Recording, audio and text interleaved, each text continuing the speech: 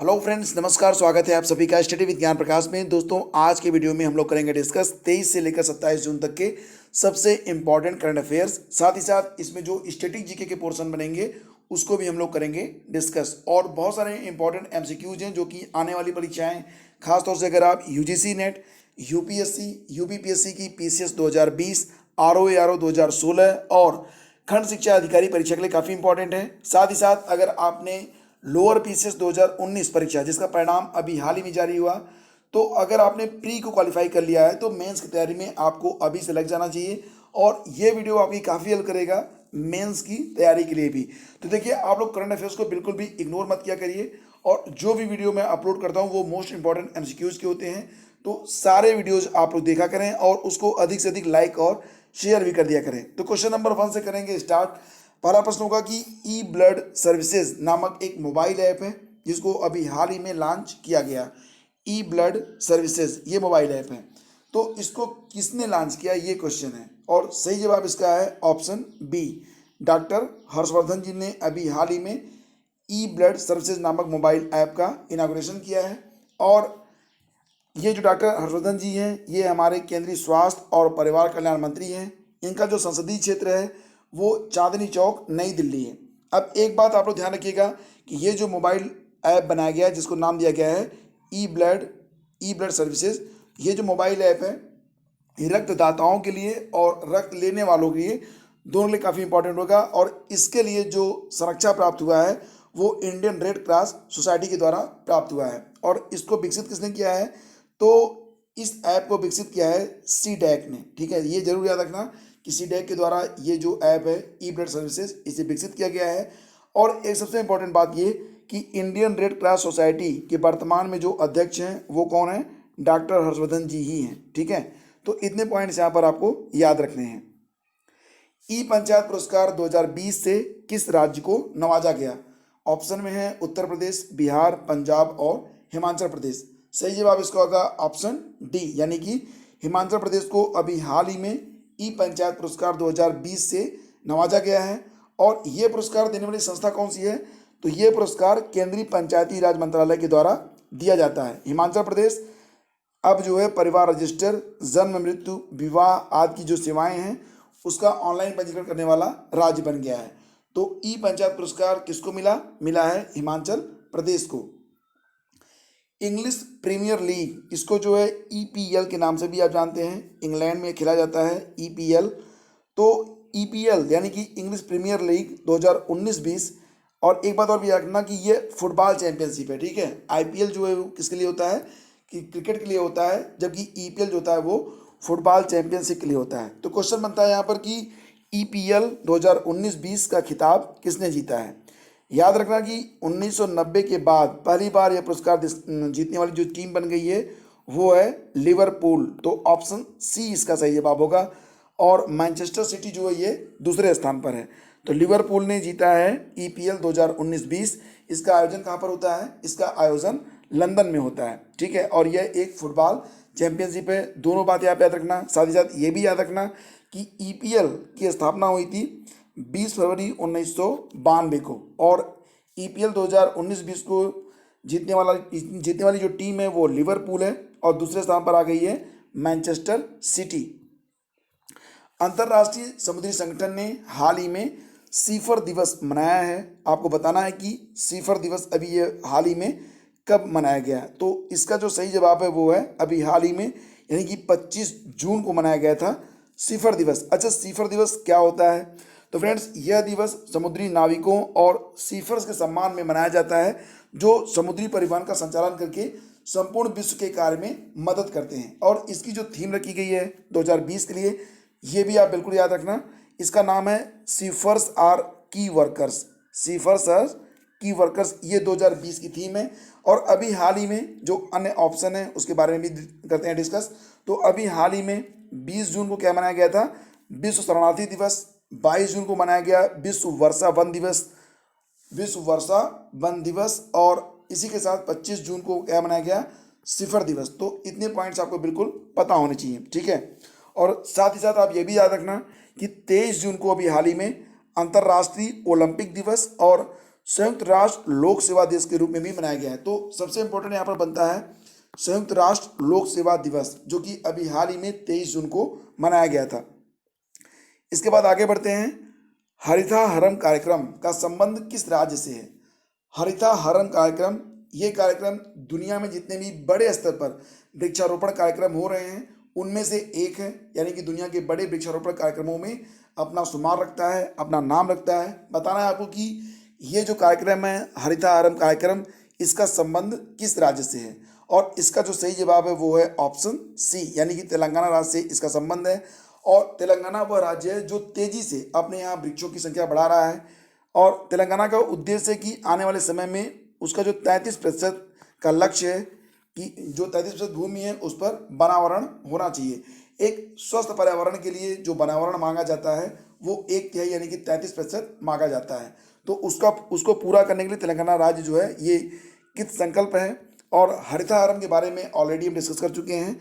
यह क्या है? एक वृक्षारोपण कार्यक्रम है जिसे तेलंगाना के मुख्यमंत्री के चंद्रशेखर राव ने तेलंगाना के मेडक ज़िले में एक नदापुर में इको पार्क है जहाँ पर वृक्ष कार्यक्रम लगाकर उन्होंने शुरू किया था। अब ये जो है छठा एडिशन होगा। इसकी जो शुरुआत हुई थी, हरितहारम कार्यक्रम की शुरुआत हुई थी 2015 में, और 2020 में इसका जो छठा एडिशन है वो सेलिब्रेट किया जा रहा है। इसी के साथ एक मोस्ट इंपॉर्टेंट क्वेश्चन आपका और भी बनता क्या है कि नरसापुर शहरी वन उद्यान ये कहाँ पर स्थित है? नरसापुर शहरी वन उद्यान ये जो है तेलंगाना में ही स्थित है, और ये कुल 636 एकड़ में है, जिसका उद्घाटन भी अभी हाल ही में तेलंगाना के मुख्यमंत्री के चंद्रशेखर राव जी के द्वारा किया गया है। तो ये जरूर याद रखना। और आपसे एक क्वेश्चन भी पूछा जा सकता है एग्जाम में।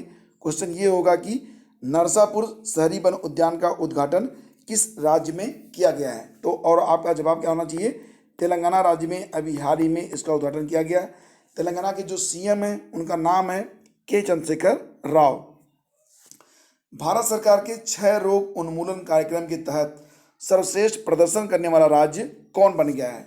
क्षय रोग उन्मूलन कार्यक्रम के तहत सर्वश्रेष्ठ प्रदर्शन करने वाला राज्य बन गया है ऑप्शन सी, यानी कि गुजरात। तो ये बिल्कुल आप याद रखेंगे कि गुजरात का प्रदर्शन क्षय रोग उन्मूलन में सबसे अच्छा है। और क्षय रोग उन्मूलन के उद्देश्य से जनवरी 2020 में भारत सरकार ने राष्ट्रीय क्षय रोग नियंत्रण कार्यक्रम, इसका नाम बदल दिया। तो पहले क्या था? राष्ट्रीय क्षय रोग नियंत्रण कार्यक्रम, इसका नाम बदलकर अब कर दिया गया है राष्ट्रीय क्षय रोग उन्मूलन कार्यक्रम। तो जहाँ पर पहले नियंत्रण था वहाँ पर अब उन्मूलन शब्द को जोड़ दिया गया है, तो इसका नाम चेंज हो गया है। और अभी हाल ही में यानी कि 24 जून को केंद्रीय स्वास्थ्य मंत्री डॉक्टर हर्षवर्धन जी ने ये रिपोर्ट पेश की है, जो कि टीबी पर आधारित है, ट्यूबरकुलोसिस यानी कि क्षय रोग पर आधारित है। और इसमें यह माना गया है कि टीबी से लड़ने में सबसे अधिक प्रभावशाली प्रयास किए गए हैं गुजरात के द्वारा। दूसरे स्थान पर है आंध्र प्रदेश, और तीसरे स्थान पर है Himachal Pradesh. Cannes film market 2020 के प्रथम ऑनलाइन संस्करण में वर्चुअल इंडिया पैवेलियन का उद्घाटन किसने किया है? तो ये क्वेश्चन काफ़ी इंपॉर्टेंट है। कान फिल्म मार्केट 2020 के प्रथम ऑनलाइन संस्करण में वर्चुअल इंडिया पैवेलियन का उद्घाटन किया है प्रकाश जावड़ेकर जी ने। तो ऑप्शन सी इसका सही जवाब है। और प्रकाश जावड़ेकर जी जो कि वर्तमान में केंद्रीय सूचना और प्रसारण मंत्री हैं। और साथ ही साथ एक बात और भी आप लोग याद रखना कि प्रसिद्ध फिल्म निर्माता सत्यजीत रे की कुछ बेहतरीन फिल्में इस महोत्सव में दिखाई जा रही हैं, क्योंकि सत्यजीत रे का जो जन्म हुआ था वो अब से लगभग 100 वर्ष पूर्व हुआ था। तो इसी उपलक्ष्य में सत्यजीत रे की कुछ बेहतरीन फिल्मों को इस प्रोग्राम में यानी कि इस महोत्सव में दिखाया जा रहा है।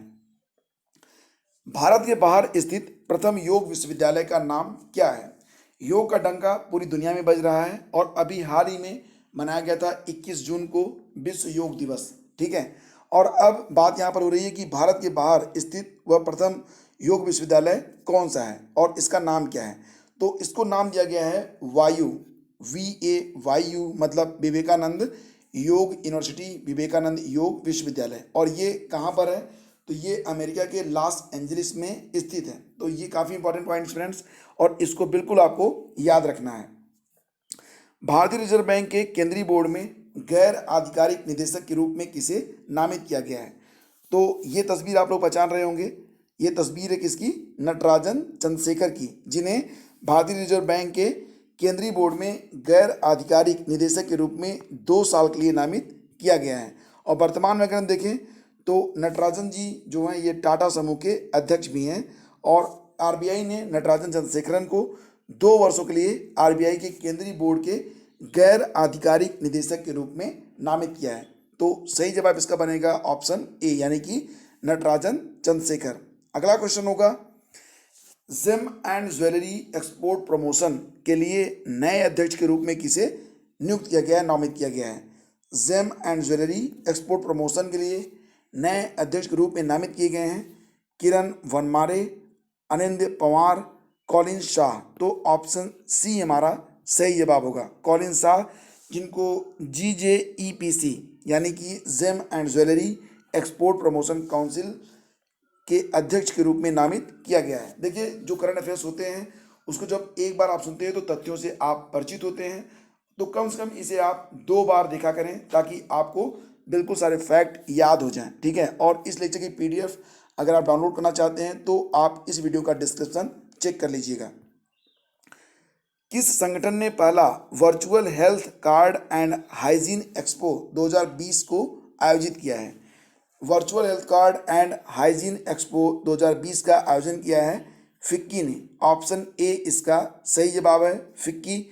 और फिक्की का जो फुल फॉर्म होता है फ्रेंड्स, ये होता है federation of Indian chambers of commerce and industry. ये काफ़ी इंपॉर्टेंट समूह है। इसका हेडक्वार्टर कहाँ पर है? नई दिल्ली में है। स्थापना हुई थी 1927 में और घनश्याम दास बिरला जी जैसे लोगों ने इसकी स्थापना की थी। और वर्तमान में देखा जाए तो जहाजरानी राज्य मंत्री स्वतंत्र प्रभार और रसायन एवं उर्वरक राज्य मंत्री श्री मनसुख मांडविया ने 22 जून को इसका उद्घाटन किया है और ये कार्यक्रम 26 जून तक आयोजित किया गया। इंदिरा रसोई योजना की शुरुआत किस राज्य में की गई है? इंदिरा रसोई योजना की शुरुआत की गई है उन गरीब मजदूरों के लिए जो लोग कोविड-19 की वजह से इस समय जिनकी आर्थिक हालत काफ़ी ख़राब हो गई है। तो ये जो योजना है वो कहाँ पर शुरू हुई है? ऑब्वियस है इसका उत्तर कि ये जो योजना है वो ऑप्शन सी यानी कि पंजाब में शुरू की गई है, ठीक है। सॉरी फ्रेंड्स, ये योजना जो है वो राजस्थान में शुरू हुई है। याद रखना कि इंदिरा रसोई योजना ये राजस्थान में शुरू की गई है। राजस्थान के जो मुख्यमंत्री हैं वो हैं अशोक गहलोत, राज्यपाल हैं कलराज मिश्र।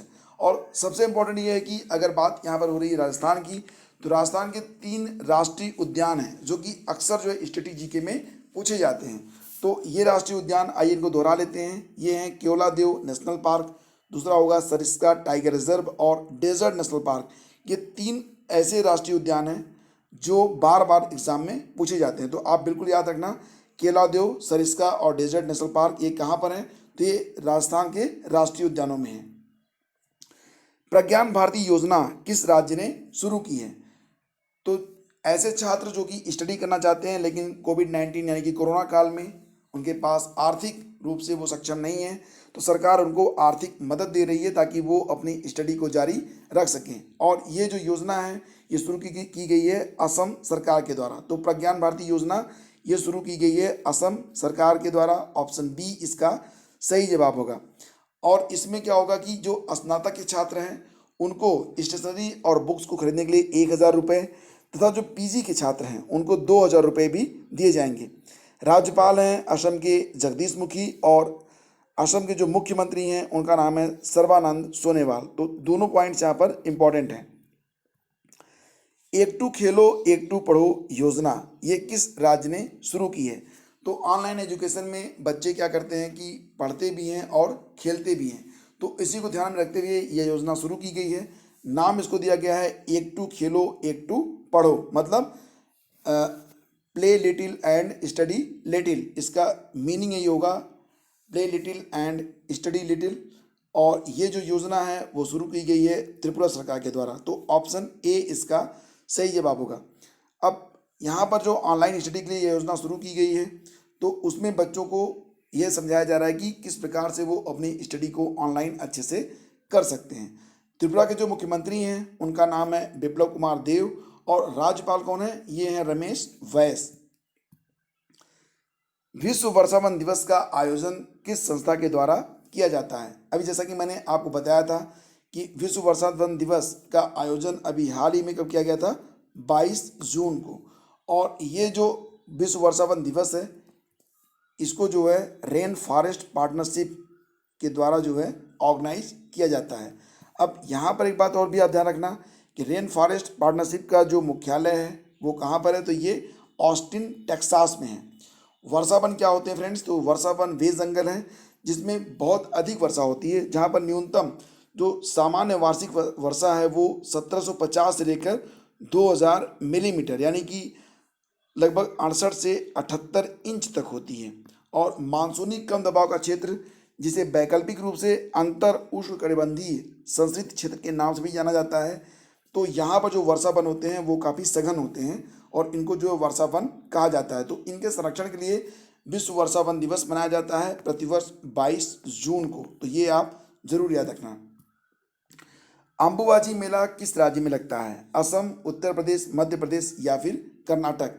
तो फ्रेंड्स, अंबुबाची मेला ये प्रतिवर्ष आयोजित होता है। 5 दिवसीय मेला है जो कि असम में गुवाहाटी में आयोजित किया जाता है। गुवाहाटी में एक मंदिर है, कामाख्या देवी का मंदिर, जहाँ पर ये 5 दिवसीय मेले का आयोजन किया जाता है। ठीक है, तो ये काफ़ी इंपॉर्टेंट है और कई बार ये क्वेश्चन पूछा गया है। जर्मन बुक ट्रेड 2020 के शांति पुरस्कार से किसे सम्मानित किया गया है। तो जैसा कि आप लोग जानते हैं कि अभी हाल ही में अभिजीत बनर्जी जी को अर्थशास्त्र का नोबेल पुरस्कार दिया गया था ऑप्शन बी में, लेकिन यहाँ पर जो प्रश्न है वो है कि जर्मन बुक ट्रेड 2020 के शांति पुरस्कार से किसे सम्मानित किया गया है, और इसका सही जवाब है ऑप्शन सी, अमर्त्य सेन।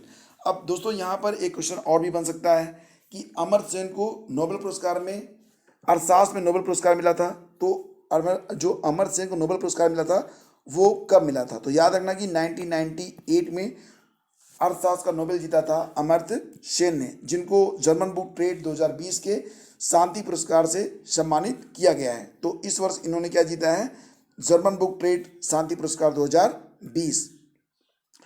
और फ्रेंड्स, इसी क्रम में आगे बढ़ते हैं और आपको बता दें कि आज का सेशन यहीं पे समाप्त होता है। और चैनल पर अगर आप पहली बार हैं तो चैनल को सब्सक्राइब करना मत भूलिएगा और बेल आइकन को ऑन कर लीजिए ताकि हर वीडियो का नोटिफिकेशन आपको मिलता रहे। और फ्रेंड्स, अगर सोशल मीडिया पर आप हमसे कनेक्ट होना चाहते हैं तो आप हमें फेसबुक, टेलीग्राम, इंस्टाग्राम, ट्विटर आदि पर भी फॉलो कर सकते हैं। आपको सिंपली सर्च करना है स्टडी विद ज्ञान प्रकाश।